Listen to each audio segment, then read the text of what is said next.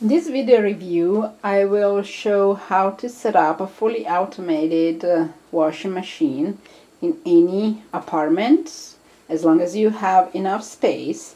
So this is a fully automated machine, meaning that you just press a button and it does everything. In theory, it does not require a permanent connection to a water source. However, since it has a valve that will open and close automatically, you really don't want any leaks. So what I have done is I have made this connection permanent, and I'll show you how to get around the fact that it hogs a connection in the shower. So first of all, about the machine itself. This is a Panda, but there are other brands, and I think from the reviews that I've read that they all work equally well, pretty much. I used to have a semi-automated one, which is the models that have two chambers, one that spins with the water and one that spins to dry. And I found that to be absolutely awful because it was wearing out the clothes a lot, and it was just not practical to stand around the washing machine because you have to fill it up and empty manually and change the chamber. So this is a whole lot better. So the main thing is the connection to the water. So I want to show how I did it. So this part comes with the washing machine, and what I added was two parts. One is a faucet adapter, which is female 3/4 of an inch hose by male 55-64 inches. Dash 27. I don't actually know how that measures, but I brought the pipes to the hardware store and I tried until I could find something. And then, so this is this one, the silver one, and then there is another one which is golden in color, which is a 3/4 GHT male to 1/2 NPT male. I wrote it down here. And so the other one didn't come in a box. It was just a part in the store. So I don't have the box anymore. But in any case, that's what you need. This part that is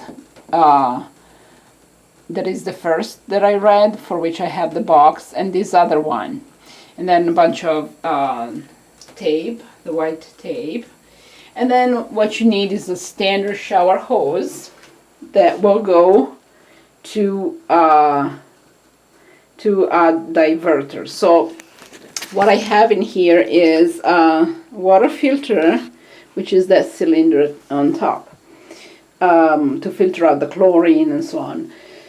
And then there is a first 3-way diverter, which goes to the washing machine, and the other connection will go to the shower hoses. So this is a 3-way diverter, and it will allow me to operate the washing machine at the same time that I operate the shower. So I can take a shower while the washing machine is working. And then there is another 3-way diverter in series with the first.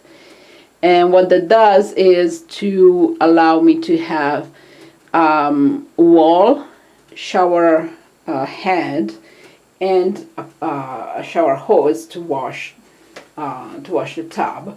And those are also connected with a 3-way diverter, which means that I can operate them at the same time, like two people want to shower at the same time, that's possible.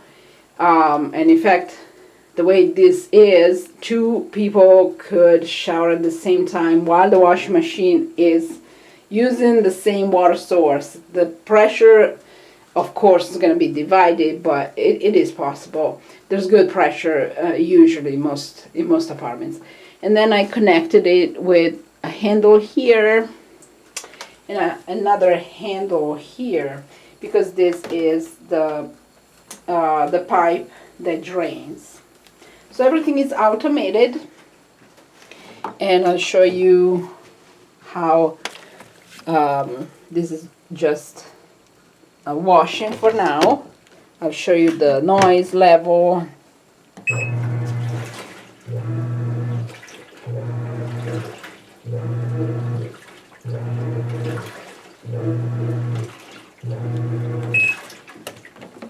So that's it.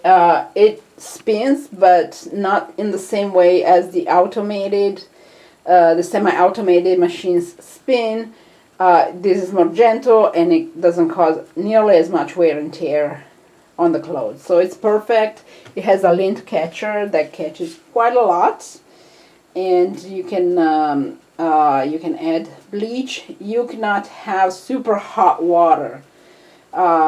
It can only be slightly warm to the touch, because for any portable washing machine, the pipes underneath are all plastic. So if you have super hot water, they will deform and then they will start leaking.